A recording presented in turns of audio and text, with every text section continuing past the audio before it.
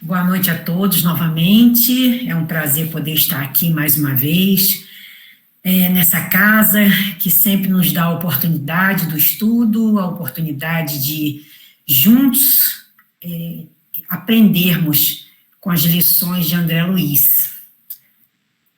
Bom, gente, mais uma vez, vamos a um novo capítulo, um novo aprendizado, apesar de que são temas que estão sempre retornando, né, isso quer dizer que nós precisamos aprender um pouco mais, são temas que a gente já viu em outros capítulos, mas temas que estão sempre necessitando do nosso aprendizado, né?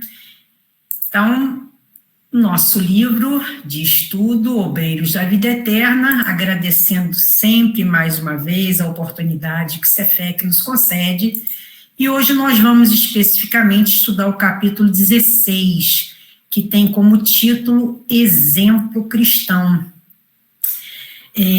No capítulo de hoje, mais precisamente, conforme eu já venho falando, né, há alguns capítulos anteriores, hoje nós vamos estudar finalmente sobre a existência e o processo de desencarne do nosso irmão Fábio.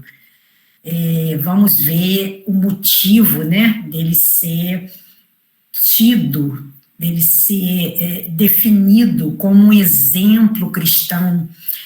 E vamos estudar um pouquinho sobre esse amparo, essa assistência espiritual que ele teve no processo desencarnatório dele, um processo tão especial que vale a pena o nosso estudo. Conforme eu sempre faço, vamos ao contexto do nosso capítulo de hoje. Hoje nós vamos aprender um pouquinho.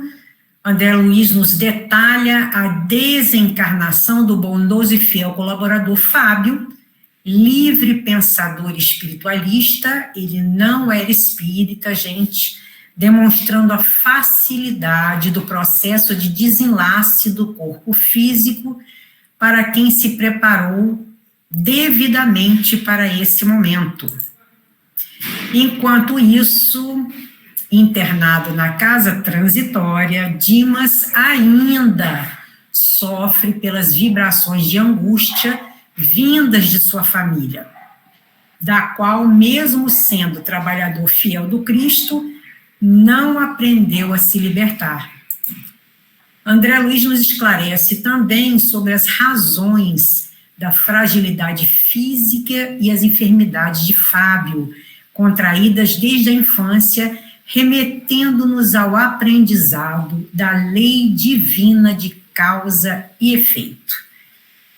Então, vamos, no início desse capítulo, no capítulo 16, que, conforme eu já falei, né, tem como fundamento, tem como base o desenlace do nosso irmão Fábio, André Luiz não deixa de falar um pouquinho, de nos dar notícias do nosso irmão Dimas, que continua na casa transitória, para onde ele foi levado, né, depois do desencarne dele, né, para a casa transitória de Fabiano.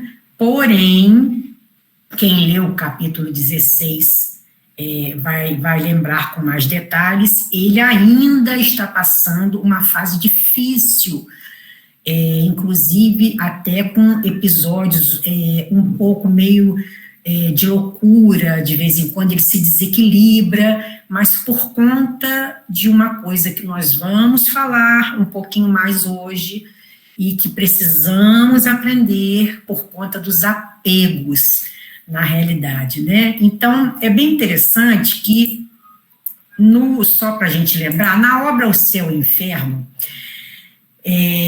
na segunda parte, que tem como título A Passagem, no capítulo 1, item 8, nos diz o seguinte: o estado moral da alma é a causa principal que influi sobre a maior ou menor facilidade do desligamento. A afinidade entre o corpo e o perispírito está em razão do apego do espírito à matéria. Está em seu máximo no homem cujas preocupações todas se concentram na vida, nos gozos materiais. ela é quase nula naquele cuja alma depurada está identificada por antecipação com a vida espiritual. Uma vez que a lentidão e a dificuldade da separação estão em razão do grau de depuração e de desmaterialização da alma, depende de cada um tornar essa passagem mais ou menos fácil ou penosa, agradável ou dolorosa. Na realidade, gente, essa passagem muito interessante, né, dessa obra da codificação, uma das obras da codificação de Kardec, O Céu e o Inferno, muito pouco lida por nós, isso eu sempre gosto de ressaltar, muito pouco conhecida entre o meio espírita. Na realidade, essa partezinha aí, nos remetendo à situação em que Dimas se coloca, Kardec nos fala de um ponto-chave de todo o nosso problema, ou então, o problema ou a solução, que é a nossa moralidade, nosso estado moral no momento do nosso desencarne. Aí a gente pensa assim, mas será que isso aí é uma coisa programável, gente? Será que eu posso programar isso para eu desapegar das coisas, né, para quando eu desencarnar? É uma coisa assim, meio que, não é impossível, mas é bem difícil, pelo simples fato da gente não saber que dia e nem que horas a gente vai desencarnar. Nós temos aquela tendência a achar que somos para sempre, né? Quer dizer, fisicamente falando, nós não vamos desencarnar. A gente tem essa tendência. Quem desencarna é o outro, a gente não. A gente tem essa ideia, né? Bem lá no fundinho. Então, o que acontece? Nós não nos preparamos para esse momento do desenlace, né? Para o momento do retorno à verdadeira vida. E, obviamente, nós estamos muito ainda apegados, nós temos aquela ideia, né? E nós temos estudado muito sobre apegos e desapegos. Durante todos os capítulos desse livro, André Luiz sempre nos fala sobre isso. E a gente também, a gente já aprendeu definição sobre isso, já aprendemos os tipos, mas, na realidade, André Luiz sempre nos lembra esse detalhe bem interessante, bem especial para nós. E no caso de Dimas, não é diferente. O que acontece? Ele, por mais que ele tenha sido um trabalhador dedicado, valoroso, ter merecido essa assistência espiritual diferenciada, né, especial, ele preparou a todos, porém esqueceu de se preparar. Esse foi o grande problema e pelo qual ele vem lutando, contra o qual ele vem lutando, né? Que é o apego à família. Ele ainda se vê, né, o capítulo nos relata isso, ele ainda se vê em total desequilíbrio em função do desequilíbrio da família, pelo fato dele ter desencarnado. Então, essa partezinha do Céu e Inferno, ela é bem interessante para a gente entender o seguinte: nesse esclarecimento, a gente percebe que existe um ponto máximo e um ponto mínimo desse nosso apego, né, desse nosso apego a qualquer coisa. E Kardec, é interessante que ele diz que a gente tem esse ponto máximo, ou seja, quanto mais a gente estiver apegado à matéria, mais difícil será o nosso desenlace. Mas também ele fala desse ponto mínimo, mas ele não anula totalmente. Ele diz, ela é quase nula para quem se identifica mais com a vida espiritual, quer dizer, não tem o apego, mas ele não diz que é nula, ele diz que é quase, ou seja, algo ainda, nós ficamos presos a alguma coisa sempre no momento final do nosso corpo físico. Mas também no finalzinho ele dá uma dica bem preciosa, se a gente prestar atenção. Ele diz que só depende de nós, todo esse processo, se tornar mais fácil ou mais difícil. No final das contas, somos nós mesmos, né? conosco a situação. Então, nós é que precisamos trabalhar isso. Vamos conhecer mais um pouquinho, então, vamos caminhar e conhecer sobre o nosso irmão Fábio, que é o nosso personagem de hoje, nosso irmão Fábio, com exemplo cristão. Vamos conhecer um pouco da história de Fábio. Vamos conhecer um pouco sobre a sua vida.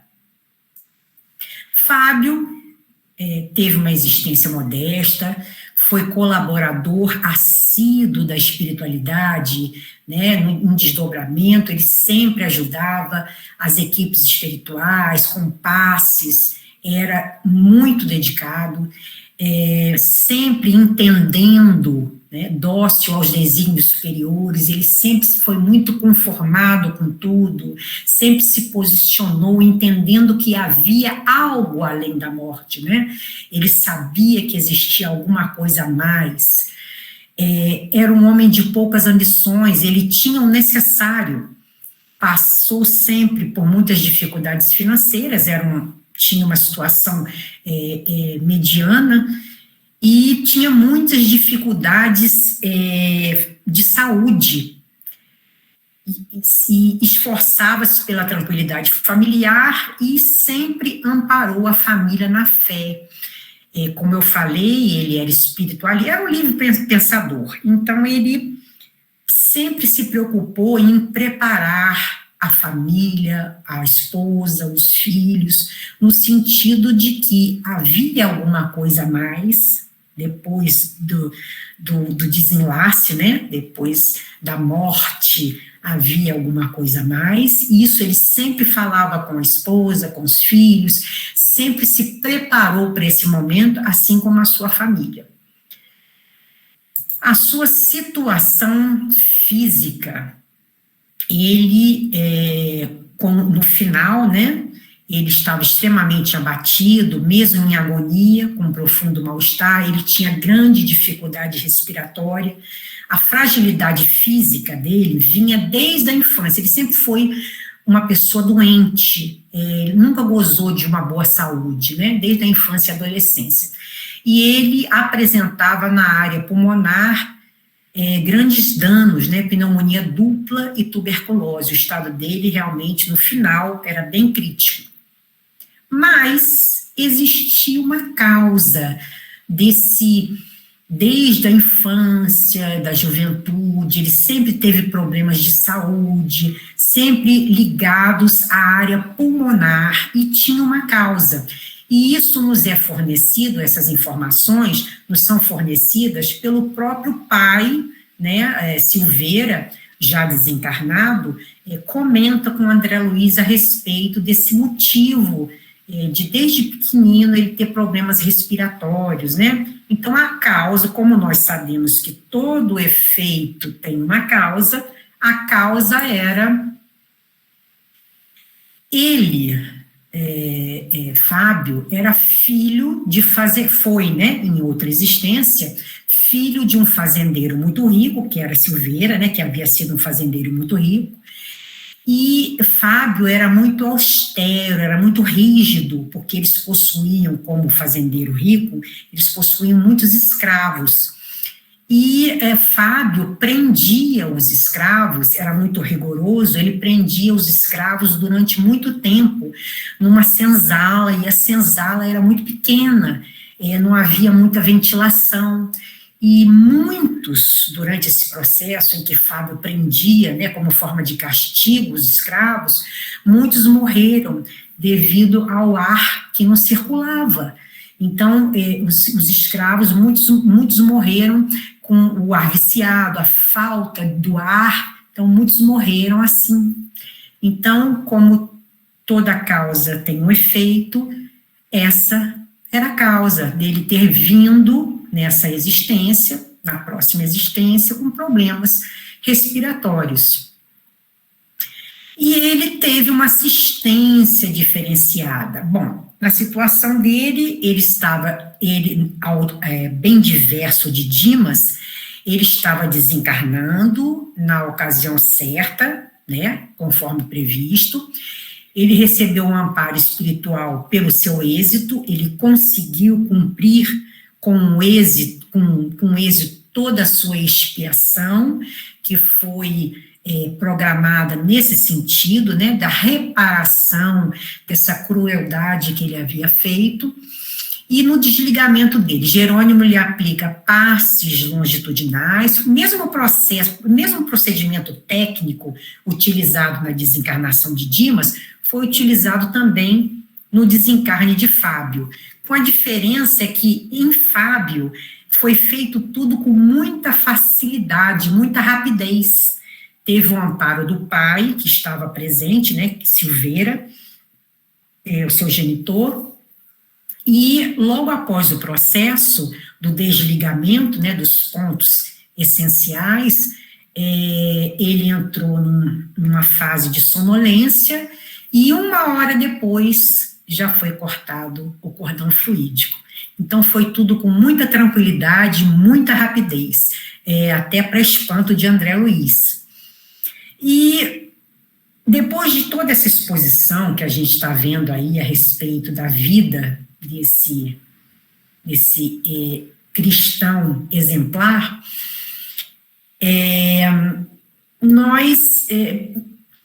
muitas vezes nós percebemos que as lições, elas sempre acabam se repetindo, né, as lições que nós precisamos aprender, que precisamos falar, conforme eu já falei, sempre a gente volta nos mesmos assuntos, vira e mexe a gente está voltando no mesmo assunto, porque realmente, conforme eu já falei, nós temos que aprender mais um pouquinho.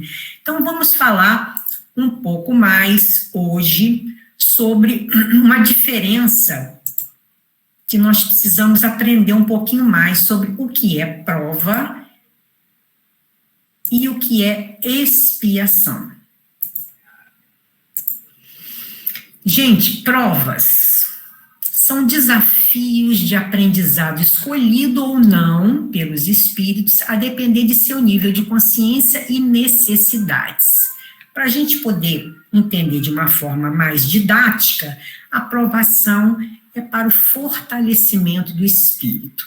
A expiação é o aprendizado com as consequências impostas pelo uso do livre-arbítrio.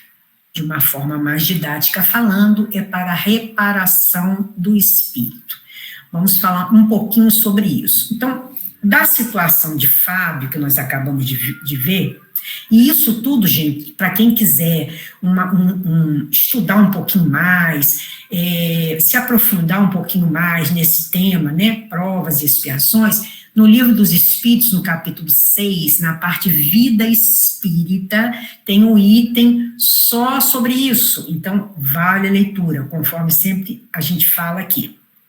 Então, da situação de Fábio, é interessante que a gente faça o estudo desses dois pontos, que a gente estude um pouquinho sobre esses dois pontos, porque, na realidade, nós espíritas, nós estamos sempre falando sobre isso, né? Prova, expiação, mas muitas vezes a gente confunde o que é um, o que é outro, e muitas vezes a gente não entende o que é um, o que é outro, e é até natural isso, porque, na realidade, eles acabam se confundindo, esses dois itens, né, essas duas colocações, elas acabam, muitas vezes, se confundindo. Conforme nós vimos, no caso da existência de Fábio, né, que foi uma existência bem sofrida, uma existência com uma saúde muito debilitada, mas teve, logicamente, uma causa, que foi a sua existência anterior e essa sua postura cruel de senhor de escravos, né? Na realidade, ele fez a sua expiação. E essa expiação, o que seria? O que é uma expiação? Então, a gente, abrindo um pouco o entendimento sobre isso, a expiação, na realidade, ela é um recurso pedagógico. Como assim? É um recurso que, na realidade, ela tem o objetivo de nos ensinar alguma coisa. Então, eu gosto muito de fazer uma comparação, né? Então, vamos supor que eu sou uma flecha atirada para um determinado alvo. Eu sou uma flecha que sou atirado para um determinado alvo e nessa minha trajetória, né, até o alvo, eu, por minha vontade, eu saio fora dessa minha rota. Eu saio fora pela minha vontade. E aí, eu posso colocar a dor como um elemento que vai me ajudar num processo de reflexão para que eu possa voltar, que eu possa retomar essa minha trajetória. Porque essa minha trajetória até o alvo é uma trajetória correta, é uma trajetória certa, é uma trajetória equilibrada. Se eu saio dela, eu vou ter que voltar para adquirir o equilíbrio. Então, eu posso utilizar o fenômeno dor para que possa me ajudar a refletir e eu retome o meu caminho. Interessante a gente observar também que a expiação, ela tem uma régua de medida. Como assim, Rita? Essa régua vai nos informar a proporção que ela vai ter. Então, a minha expiação tem que ser na proporção exata, nem mais e nem menos, ao dano que eu causei, né? Então, vamos usar a palavra até de uma forma errada, tá? Mas é só para a gente poder entender. Eu vou pagar exatamente o tanto certinho que eu, de alguma forma, fiz o outro sofrer. A palavra está errada, porque não existe isso, só para a gente poder entender. Claro que isso não vai significar, em nenhum momento, que é uma lei de Talião. O que é a lei de Talião? É a famosa lei do olho por olho, dente por dente. Porque nós temos essa, dependendo do nosso comportamento, nós podemos, de alguma forma, suportar essas faltas, né, que sempre vai estar na razão do mal que eu causei, mas a lei de Talião é olho por olho, dente por dente. No caso da expiação, eu tenho a possibilidade, dependendo, obviamente, do meu comportamento, da minha aceitação, eu posso ter uma outra visão dessa expiação que eu vou passar, né? Eu posso minorar essas faltas de acordo com o meu comportamento. Então, a gente tem que entender que não há efeito sem causa. Não é Deus que está me punindo. Isso não existe, né? A lei de Deus, ela está gravada na nossa consciência, conforme nós sabemos. Deus não castiga ninguém. Claro que a falta, ela não pode ser apagada. Eu fiz e está tudo bem? Não, eu tenho que entender que eu quebrei, eu saí de um equilíbrio. Então, eu tenho que voltar a esse equilíbrio, né? Isso é importante a gente entender. Inclusive, porque se assim não fosse, não haveria justiça. Expiação, na realidade, então, é o que você sofre, entre aspas, vamos dizer assim, em função do que você praticou. Você tem que fazer uma reparação daquele dano que você causou. E a prova é aquilo que você escolhe, ou você escolhe por você mesmo, pelo seu livre-arbítrio, ou você tem a ajuda dos amigos espirituais, ou uma coisa e outra junto, né? Com o objetivo de se melhorar, de evoluir. Então, vamos entender que todo o universo ele está em harmonia, e as nossas ações, elas são norteadas por uma lei moral. Quando nós nos afastamos dessa lei, nós quebramos essa harmonia. Então, o que acontece? Muitas vezes o retorno a essa harmonia pode ser um pouco doloroso. Isso visto pelo nosso prisma humano, pela nossa visão humana. Isso é importante que a gente frise. Nós não podemos enxergar isso, gente, como um castigo de Deus. Por isso é que eu falo muito dessa necessidade da gente não ver isso, por mais que a gente acabe vendo, né, pelo lado humano, é muito interessante a gente poder olhar isso de uma forma pedagógica e não confundir isso com castigo de Deus. Castigo é uma punição que ela é imposta, né, e nós podemos tornar suportável o tamanho da nossa dor ou até estender um pouco, dependendo do nosso comportamento. O exemplo de Fábio é um exemplo bem interessante que a gente pode analisar. Fábio, ele realmente teve uma vida difícil, mas se nós formos procurar outros parâmetros, né, de expiação, existem outros muito piores. Não é verdade? Vamos continuando. Vamos falar um pouquinho das provas. Conforme eu falei, na provação, há uma escolha, né, de certas situações que vão reajustar, né, algumas vezes pelo próprio reencarnante, conforme eu já falei, através de seu livre-arbítrio, e outras vezes até por sugestão de amigos espirituais. Tem um livro muito interessante do Martins Peralva que chama Expiações e Provas, e ele diz uma coisa muito interessante sobre isso, exatamente sobre essa escolha de certas situações reajustadoras, né? Ele explica com muita propriedade sobre essa escolha do reencarnante e dos amigos espirituais, vale a leitura. Sobre as provas, na obra Instruções Práticas sobre as Manifestações Espíritas, na parte Vocabulário Espírita, Kardec define prova. Provas, vicissitudes, olha a palavra de novo aí que nós adoramos. Vicissitudes da vida corporal, pelas quais os espíritos se purificam, segundo a maneira pela qual as suportam.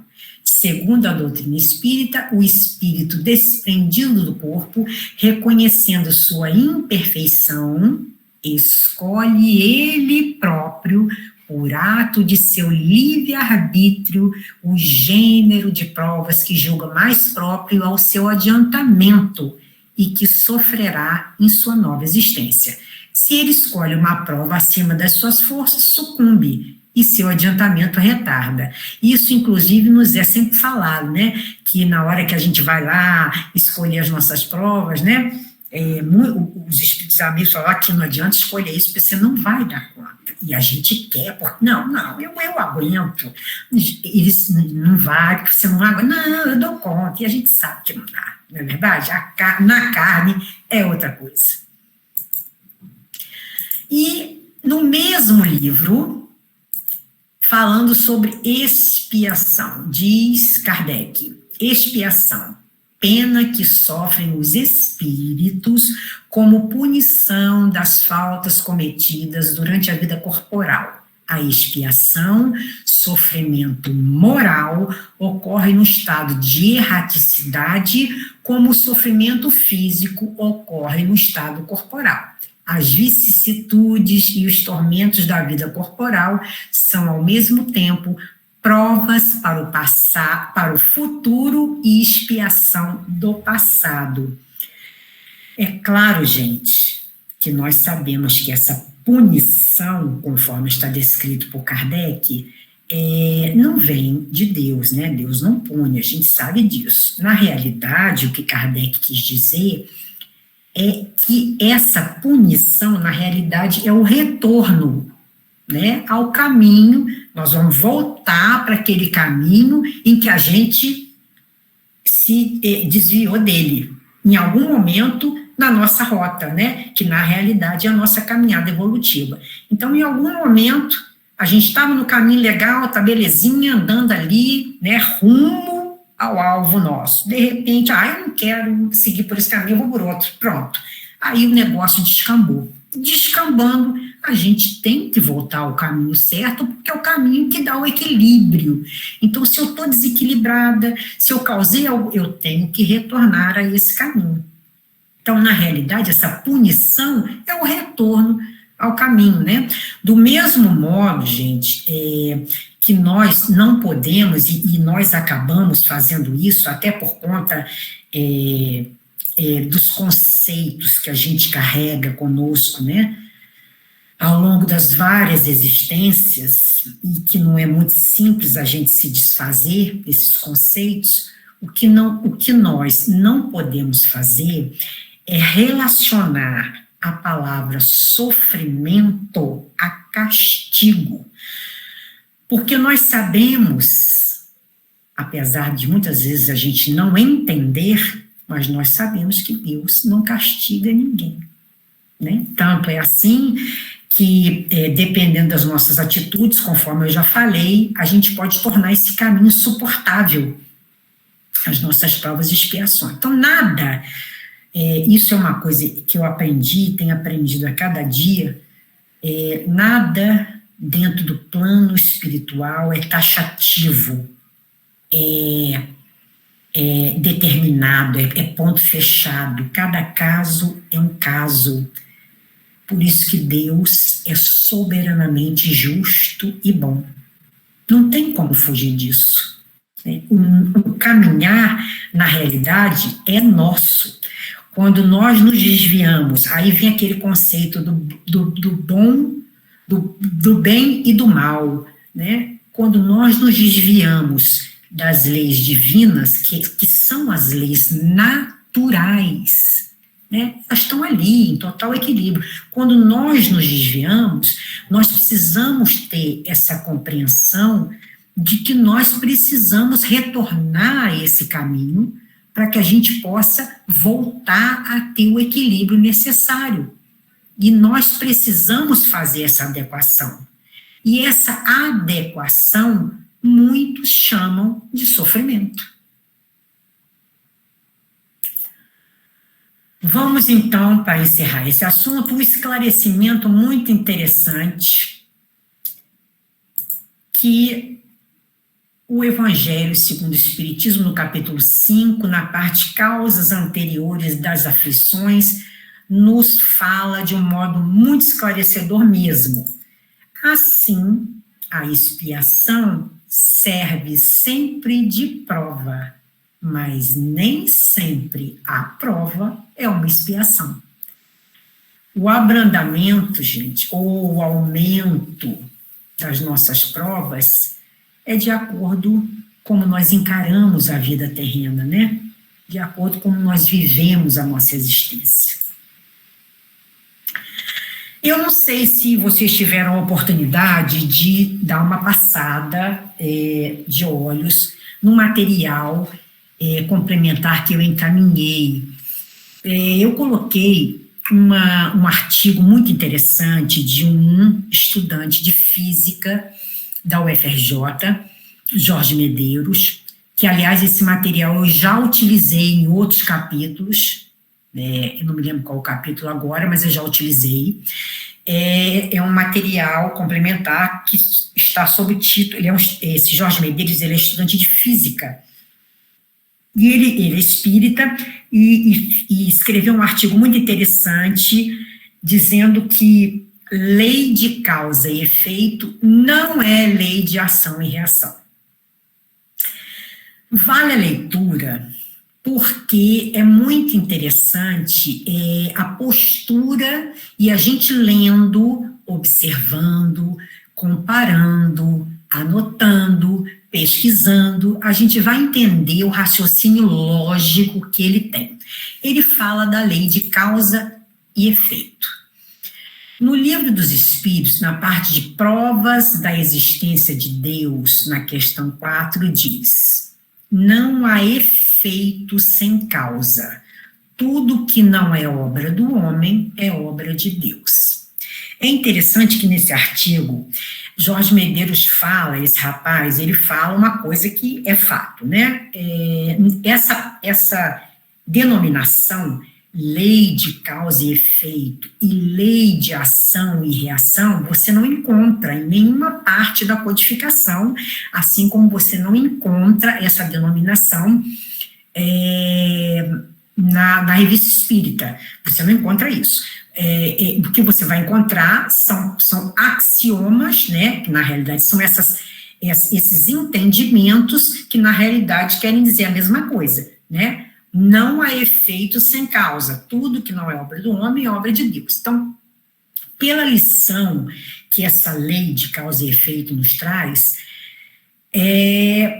se tornou frequente, né, o entendimento que a gente tem a respeito dela e do que essa lei representa, e tem tudo a ver com o nosso estudo de hoje.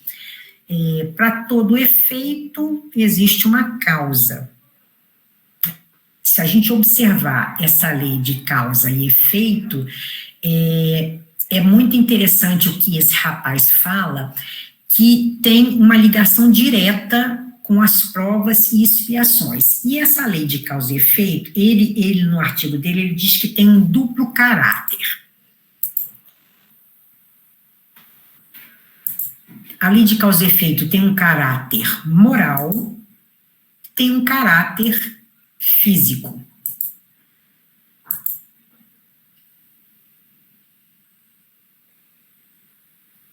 Causa e efeito moral. Os efeitos no agente cabe a ele mesmo, minimizá-lo pela reforma interior. E a causa e efeito com caráter material. Ele dá um exemplo, por exemplo, a exposição à irradiação solar vai ter o efeito imediato, que seriam as queimaduras ou a insolação, ou um efeito futuro, que pode ser um possível câncer de pele. Então, quando ele faz essas colocações sobre a causa e efeito pelo lado moral e a causa e efeito pelo caráter material, ele faz essas observações que são bem inteligentes e lógicas. É interessante que dentro desse caráter moral, nós vamos observar que cada ato tem uma consequência. E esse ato, ele vai se refletir no universo. Esse refletir não vai dar ideia, e não dá a ideia de uma ação imediata. Vamos raciocinar nesse sentido. Vou dar um exemplo. Se eu desejo mal, eu, Rita, desejo mal a uma pessoa, tá? Quem recebe esse mal não vai estar na obrigação de devolver mal para mim, não é verdade? É uma dedução lógica. Então, uma ação pode desencadear infinitas possibilidades de consequências. Não quer dizer que eu desejo mal para fulano. Fulano, então, tem que desejar mal para mim. Isso não é correto pensar assim, né? Uma ação que eu faço, esse mal que eu desejo pode ter, a pessoa pode não ligar, a pessoa pode me desejar o bem, a pessoa pode nem perceber, não é verdade? Então, segundo esse artigo do Jorge Medeiros, ele é muito interessante porque ele faz essas colocações no sentido da gente parar para pensar. Ele coloca essa diferença, né, entre lei de causa e efeito e lei de ação e reação. O que é a lei de ação e reação?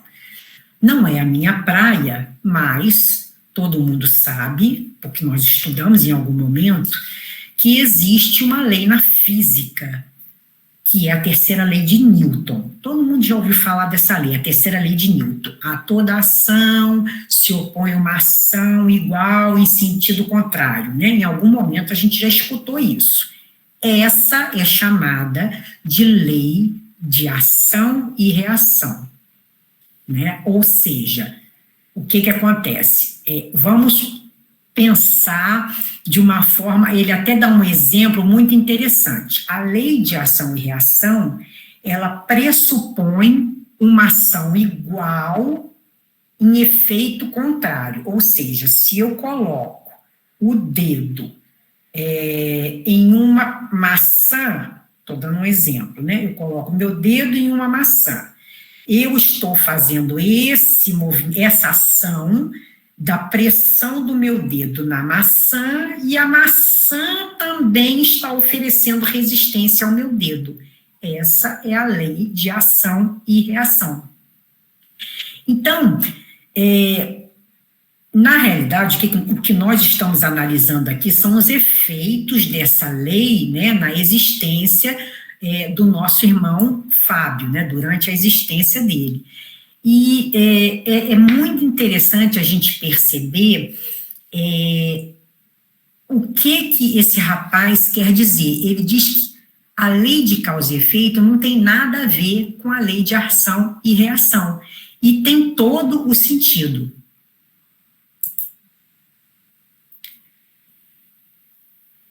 Vamos falar um pouquinho do bem e o mal, que tem tudo a ver com o nosso estudo do nosso irmão Fábio, essa ligação. Na obra Gênesis, no capítulo 3, a origem do bem e do mal, itens 7 e 8, diz o seguinte: um momento chega em que o excesso do mal moral se torna intolerável e impõe ao homem a necessidade de mudar de vida. Instruído pela experiência, ele se sente compelido a procurar no bem o remédio, sempre por efeito do seu livre arbítrio. Quando toma melhor caminho, é por sua vontade e porque reconheceu os inconvenientes do outro. A necessidade, pois, o constrange a melhorar-se moralmente, para ser mais feliz, do mesmo modo que o constrangeu a melhorar as condições materiais da sua existência. Pode dizer-se que o mal é a ausência do bem, como o frio é a ausência do calor. Então, esse pedaço da Gênese, para a gente encerrando o nosso estudo de hoje, nos dá uma síntese do quadro que nós carregamos em nossa consciência. E o que nós devemos fazer? Conforme eu sempre costumo dizer nos nossos estudos, no final das contas, gente, é tudo conosco. É conosco, com nossa própria consciência. A resolução de tudo que se apresenta em relação a mim, a minha existência, é comigo mesma. E é nisso que reside, de fato, a bondade infinita do nosso Criador. Para encerrar, é muito interessante que, de todos esses processos que a gente vem estudando, né, a gente sempre vai encontrar o amparo dos benfeitores. E sobre isso, no livro Quem Tem Medo da Morte, Richard Simonetti, nas páginas 22 e 23, faz uma observação muito interessante. Diz ele: observadas as necessidades de especialização, como ocorre em qualquer atividade humana, há técnicos que se aproximam do desencarnante, promovendo, com recursos magnéticos, sua liberação. Somente indivíduos muito evoluídos, com grande desenvolvimento mental e espiritual, prescindem desse concurso. Isso significa que sempre contaremos com ajuda especializada na grande transição, a par da presença de amigos e familiares que nos antecederam. Naturalmente, o apoio maior ou menor da espiritualidade está subordinado aos méritos do desencarnante. Meus irmãos, na realidade, a doutrina espírita nos dá a oportunidade sempre do esclarecimento. Essa oportunidade, ela chega para todos nós de modo exatamente igual, para todo mundo. A oportunidade do estudo, do entendimento, o entendimento do verdadeiro desenlace, né, do rompimento do que trazemos conosco através de tantas encarnações. Então, a doutrina espírita nos traz isso de uma forma absolutamente igual para todos nós. Cabe a nós a decisão de entendermos, de analisarmos, de refletirmos o que nós estamos juntando a cada dia que passa, entendendo que esse cada dia pode ser o último das nossas existências aqui, encarnados. Que Jesus possa nos dar a força necessária, meus irmãos, para que nós possamos enxergar o que, na realidade, a espiritualidade rasgou para nós. Ela não levantou o véu, né? Ela rasgou. Então, não tem como a gente não enxergar o que está embaixo. Quando a espiritualidade rasga esse véu da ignorância e nos revela o espiritismo, cabe a nós o entendimento. E através do entendimento, será mais fácil ou mais difícil essa nossa transição. Eu encerro nossos estudos de hoje com uma frase da prece feita por Carlindo, filho de Fábio. Ele diz uma frase pequenina, mas com muito significado. Faze-nos melhores no dia de hoje, para que possamos encontrar-te amanhã. Agradeço, meus irmãos, a oportunidade de ter sido escutado por vocês, de ter partilhado desses conhecimentos.